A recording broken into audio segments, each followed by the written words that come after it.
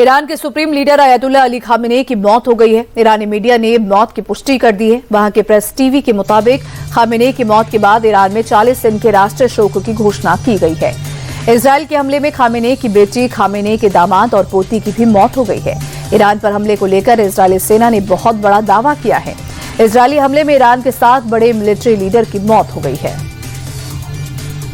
अमेरिकी राष्ट्रपति Donald Trump ने ईरान के सर्वोच्च नेता अयातुल्लाह अली खामेनेई की मौत का दावा किया।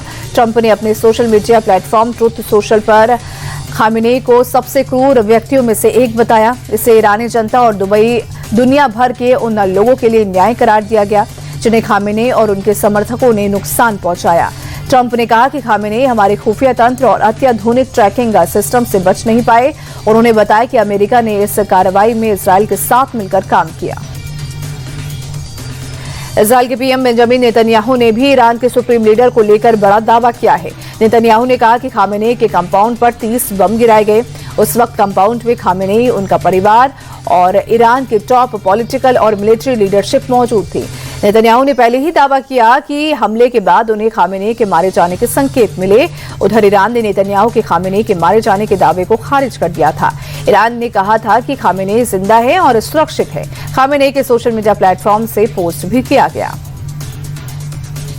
ईरान के सुप्रीम लीडर खामेनेई की मौत की खबर के बाद ईरान में जश्न मनाया जा रहा है। इजरायल और अमेरिका ने दावा किया है कि हमले में खामेनेई मारा गया था। अब ऐसे में लोग घरों के बाहर आतिशबाजी करने लगे, घरों की छतों पर पटाखे फोड़े जाने लगे। इजरायल ने हमले में ईरानी रक्षा मंत्री अमीर नासिरजादे और रिवॉल्यूशनरी गार्ड्स के कमांडर मोहम्मद पाकपोर की मौत का भी दावा किया है। हालांकि ईरान ने दोनों की मौत को लेकर अब तक कोई बयान जारी नहीं किया। इजरायली सेना ने अपने लड़ाकू विमान के उड़ान भरने का भी वीडियो जारी किया, जिसमें अपने लक्ष्य पर हमला करने के लिए इजरायली एयरपोर्ट से उड़ान भरी। अमेरिकी सेना ने ईरान पर हमले का वीडियो जारी किया है। इसमें वॉरशिप से ईरान के सैन्य और नेताओं के ठिकानों पर हमला करते दिख रहा है। इन हमलों में ईरान को भारी नुकसान हुआ है। वहीं इजरायल ने अमेरिका के साथ मिलकर ईरान के 10 शहरों पर एयर स्ट्राइक की है। हमले के बाद अमेरिकी राष्ट्रपति ट्रंप ने वीडियो जारी कर कहा कि ईरान पर यह हमला अमेरिकी नागरिकों की रक्षा के लिए किया गया है। अमेरिकी राष्ट्रपति ट्रंप हमले के वक्त अपने वॉर रूम में मौजूद रहे। उनके साथ अमेरिका के बड़े आर्मी लीडर्स भी रहे। ट्रंप ने ईरान पर किए हमले को लेकर बड़ा बयान दिया है। ट्रंप ने कहा कि ईरान को इस हमले के बाद उभरने में कई साल लग जाएंगे। ईरान पर जबरदस्त हमला हुआ है। ट्रंप ने कहा कि हमले ने ईरान को कई साल पीछे धकेल दिया है। दक्षिण ईरान के स्कूल पर अमेरिकी इजरायली हमले में 160 लोगों की मौत होने की आशंका है। तो ये हमला दक्षिणी ईरानी शहर मिनाब के एक गर्ल्स स्कूल पर हुआ। ईरानी राष्ट्रपति ने इस हमले को लेकर पीड़ित परिवारों के प्रति संवेदना व्यक्त की है। उन्होंने हवाई हमलों की निंदा करते हुए उन्हें अमानवीय और बर्बर बताया। हमले के जवाब में ईरान ने इजरायल पर मिसाइल हमले किए और सैकड़ों मिसाइलें दागी। ईरान ने Qatar, Kuwait, Jordan, Bahrain, Saudi Arabia और यूएई में मौजूद अमेरिकी ठिकानों को भी निशाना बनाया। इतना ही नहीं, ईरान ने यूएई के सबसे ज्यादा आबादी वाले शहर दुबई पर भी हमला किया। बहरीन में ईरानी हमले के बाद सायरन बज उठे और कई जगहों पर धमाके की आवाज के साथ साथ धुआं उड़ता नजर आया। ईरान ने सेंट्रल इजरायल पर जबरदस्त हमला बोला। उस दौरान आसमान में ईरानी मिसाइलें दिखी। हालांकि यरूशलेम में हुए हमले को इजरायल ने नाकाम करने का दावा किया है। ईरान के रॉकेट हमलों के बीच मध्य इजरायल में अफरा तफरी मच गई।